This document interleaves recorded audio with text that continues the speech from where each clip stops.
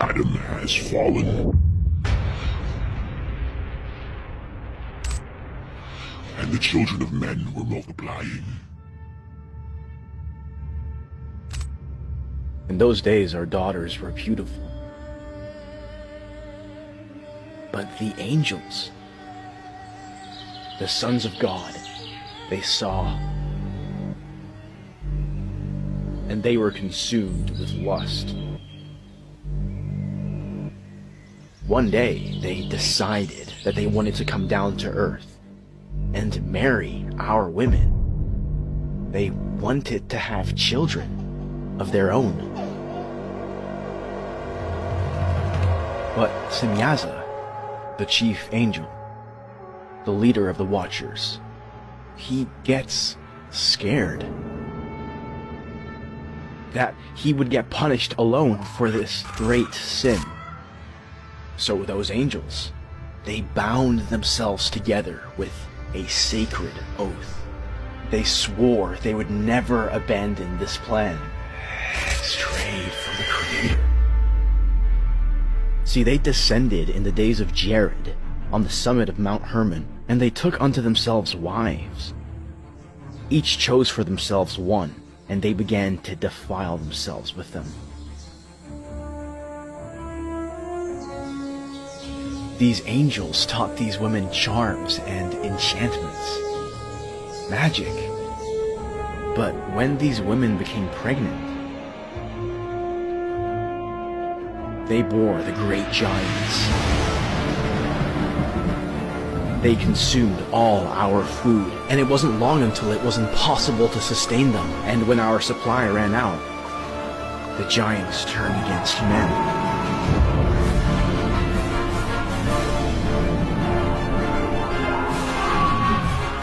They devoured us like beasts. They sinned against our birds and beasts. The whole earth was corrupted.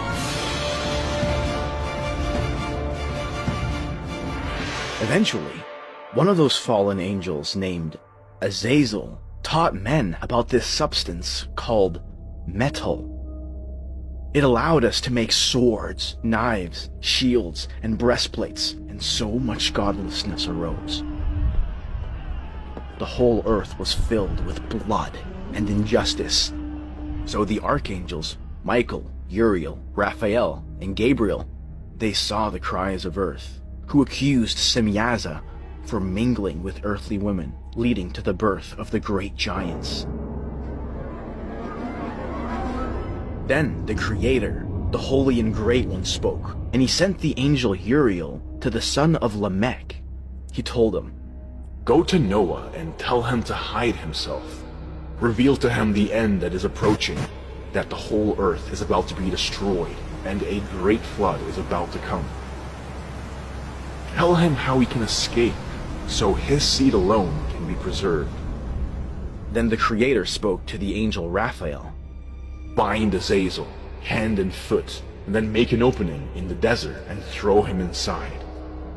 Then hurl jagged rocks upon him and cover him with darkness. Let him stay there forever. He will be cast into the fire on the day of judgment." You see, the whole earth was corrupted through the works that were taught by Azazel. To him ascribe all sin. Destroy the children of fornication and the children of the Watchers. Turn them against one another, so they may destroy each other in battle. They will not have a life. The Creator then said to Michael, "Go, bind Semyaza and his associates who have defiled themselves with women.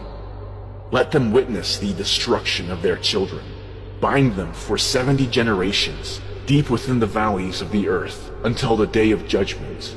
In those days they will be led off into the abyss of fire, to be tormented forever and ever. Only then will the whole world be cleansed." One day, I, Enoch, was blessing the Lord of Majesty and the King of the Ages, until this holy angel called out to me and said, "Enoch, go and tell the Watchers who have left the high heaven that they brought a great destruction here on the earth. that they will not obtain peace, nor forgiveness for their sin. And as much as they may love their children, God says they will witness their utter destruction. I went and said, Azazel, a severe sentence has been passed against you, and you shall not obtain peace. Because of the things you have taught humanity, the sin and the godlessness, God will no longer tolerate you, and he will no longer hear your requests. Then I went and spoke to the Watchers together, and they were afraid. Fear and trembling absolutely seized them. So they urged me to write up a petition on their behalf so that they might obtain forgiveness. And I actually wrote out their petition. I prayed in regard to their spirits and their deeds individually. I asked the Creator if he would forgive the Watchers anyways, but that night a dream came onto me. It was this vision where this voice told me to reprimand the Watchers. It was a clear sign that their petition had been denied. See, when I woke, I returned to them. They were all sitting gathered together, weeping, with their faces covered, but I still proceeded to recount the visions I had in my sleep. I began to speak the words of righteousness, a great reprimand of the heavenly Watchers. I wrote out your petition, and in my sleep I saw that your petition was not granted to you. God says that throughout all the days of eternity, no, your petition will not be granted for you. God says that from this day forth, you will not ascend into heaven for all of eternity, and you will remain here and be bound until the end of the earth, but not until you have seen the destruction of your beloved sons. There shall be no such thing as heaven for a giant. Now, in the vision, I was summoned with this mist, and it lifted me upwards into heaven. I was brought before the Creator himself in a spectacle of fire and lightning. He told me, Enoch, go say to the Watchers who have sent you to intercede for them. Tell them that you should intercede for men and not men for you. Why did you leave the high, holy, and eternal heaven to lay with women? You were spiritual beings. You have an eternal life. You are immortal. Your dwelling place is in heaven, and this is why I did not appoint wives for you.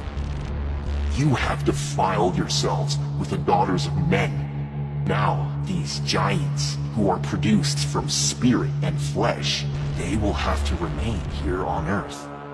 And here they will be called evil spirits, the spirits of the giants, your children. They will afflict, oppress, destroy, attack, and work destruction here on earth until the very day of judgment. See, you Watchers had been in heaven, but not every mystery was revealed to you yet. You only knew the worthless ones, which you made known to these women. And through these mysteries, humanity committed many sins. So to you, God says, you shall have no peace.